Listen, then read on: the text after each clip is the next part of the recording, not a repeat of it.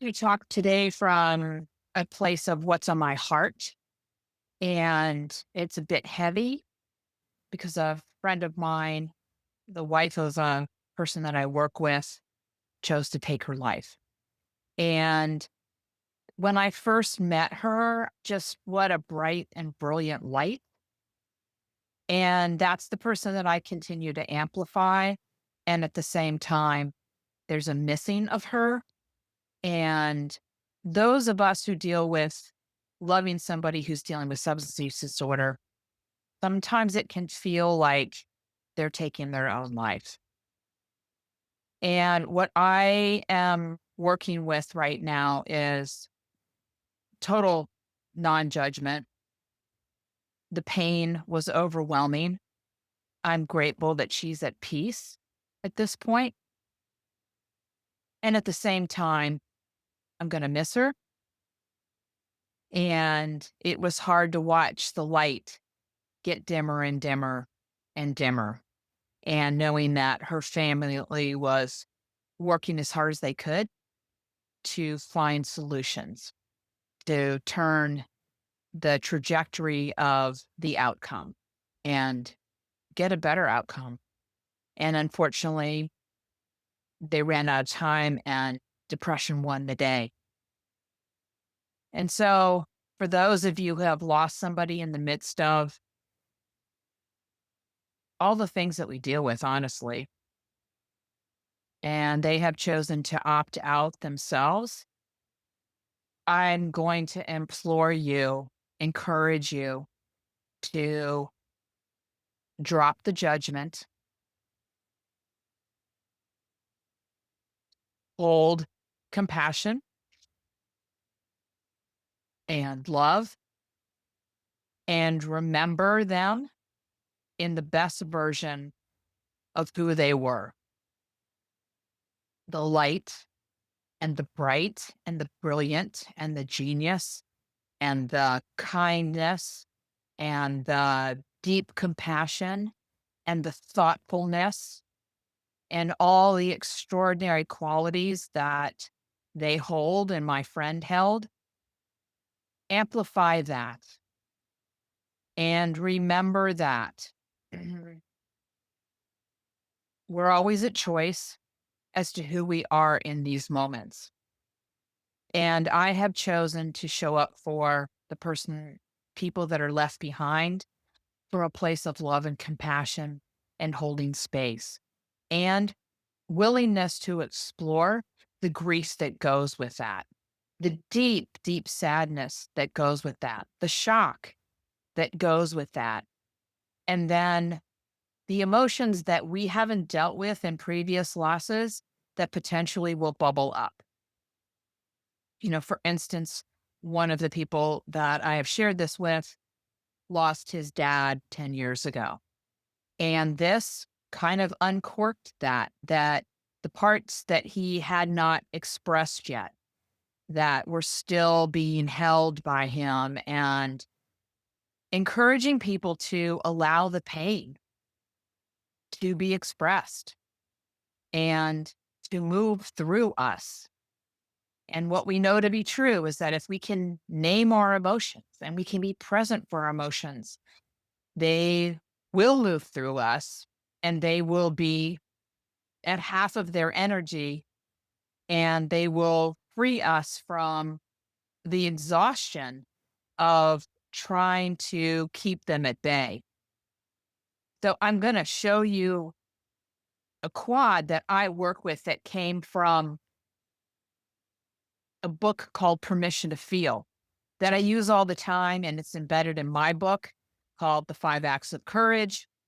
And I'm a big believer. I carry this with me all the time. I am constantly using it. I used it this morning with another one of my clients who could not name the emotions of what they were feeling. And so I put it out in front of him. And when he finally, looked at it and looked at it and looked at it, he could identify hopeless and he could identify disappointed and he could identify despair And until that moment, he was sitting in what I would call the inability to name our emotions is emotional, um, well, it's just lack of knowing and illiteracy, emotional illiteracy. Most Americans, the average American, can name three emotions: happy, angry, and sad. And most of us are waiting for happy to show up. We don't think of happy as an emotion and a way of being that we actually get to choose from a place of agency, which we can. We can choose happy, even in the midst of things that are really tough. And I have chosen happy and laughter and joy, even in the midst of dealing with the loss of my friend. And so when I think about this loss, I think about most people would say, man, it's been a really tough week. And I would say it's been a dynamic week.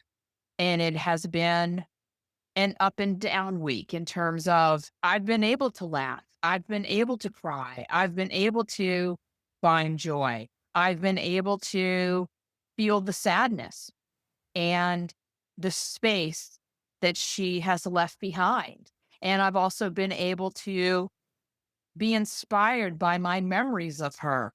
And so I'm have been intentional about holding the sadness and the wonderful memories of her in the same space. We tend to think it's either or. I'm really sad, or I'm really inspired, or I'm really down, or I'm really up. And I don't think it's an either or. I think there's an and here.